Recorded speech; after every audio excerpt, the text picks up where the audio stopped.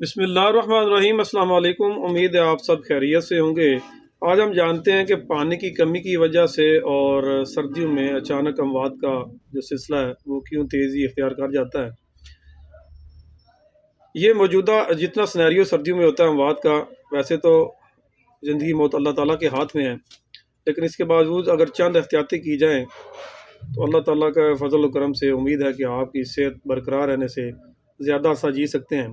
Number one پہ تو اگر آپ اپنے کھانا پینے کو کنٹرول رکھیں، کنٹرول کھائیں، گرم پانی کا استعمال کریں اور لیکوڈز زیادہ استعمال کریں، تو اس سے جو ہے جناب ہارٹ اٹیک کی اموات، اس سے اموات جو ہو رہی ہیں، اسی طرح فالج سے جو مریض ہیں، قبض کی شکایت ہو رہی ہے اس سردی کے موسم میں، یہ ساری چیزیں اسی کا شاخسانہ ہے کہ ہم لوگ پانی کو کم استعمال کرتے ہیں۔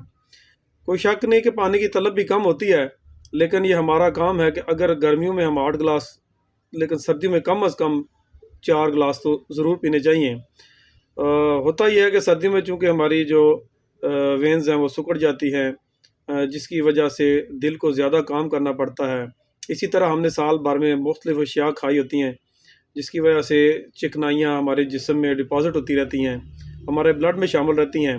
سردی آنے کی وجہ سے وہ جو ہماری نالیوں کی تنگی ہو جاتی ہے، اور سردی کی وجہ سے سائڈوں پہ جو ہے وہ چکنائی جم جاتی ہے، جس کی وجہ سے بلڈ کے فلو میں بھی جو ہے وہ دقت ہوتی ہے، اور اس کی وجہ سے آپ نے دیکھا ہوگا بلڈ پریشر ریز کر جانا، اور اس کے ساتھ پھر اچانک ہارٹ اٹیک یا فالج، اور اسی طرح اکثر آپ نے سنا ہوگا کہ جی وہ سر کی جو ہے وہ وین پھٹ گئی ہے۔ تو یہ سارے سلسلے ایسی ہیں، باقی تو سب آتے ہی ہیں۔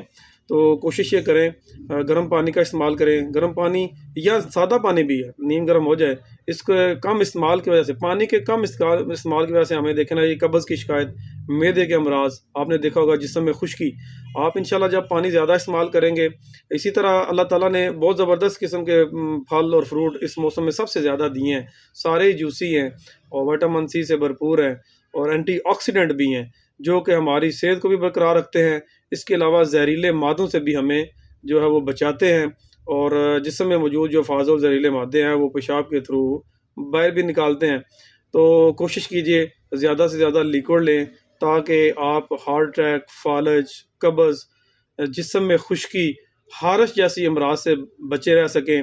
یہ ساری کی ساری چیزیں صرف ایک چیز کی کمی کی وجہ سے ہیں، وہ ہے پانی کی کمی۔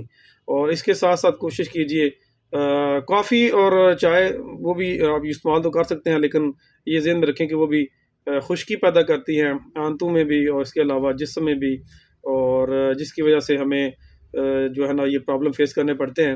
اللہ پاک سب کا حامی و ناصر ہو، اپنا خیال رکھے گا۔ السلام علیکم۔